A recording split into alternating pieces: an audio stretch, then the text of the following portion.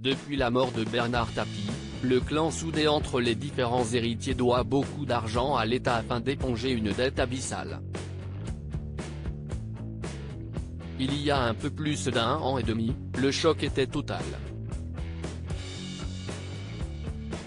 Bernard Tapie, entrepreneur, homme d'affaires, patron de club, mourait d'un cancer après plusieurs années de lutte.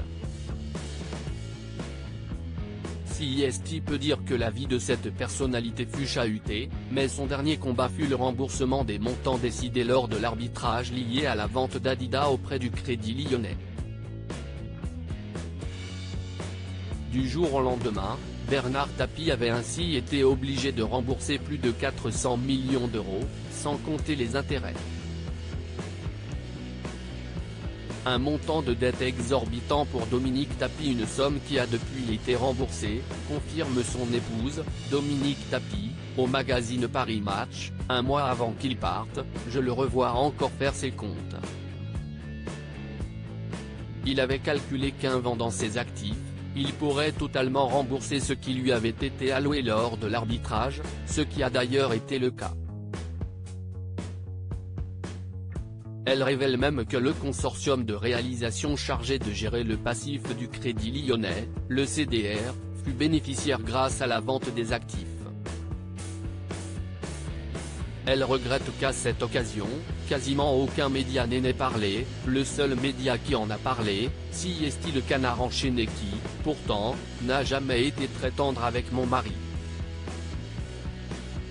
Mais les sommes du restent encore très importantes pour les héritiers de Bernard Tapie, puisqu'il faut également rembourser les intérêts, qui s'élèvent à ce jour à 642 millions d'euros. Comment pouvions-nous imaginer une chose pareille ?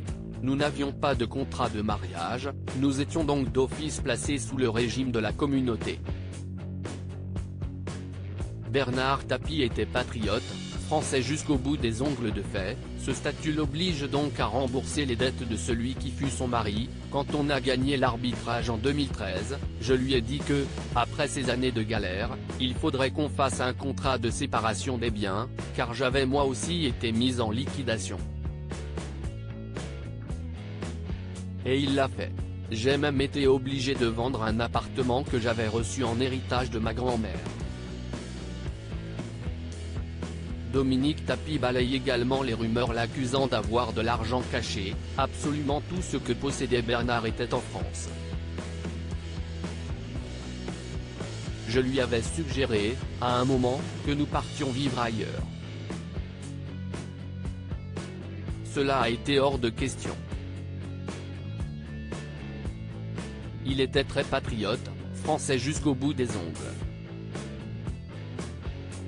À lire aussi c'est bon, t'inquiète, je vais m'occuper du reste. Stéphane Tapie livre avec émotion sa dernière conversation avec son père Bernard.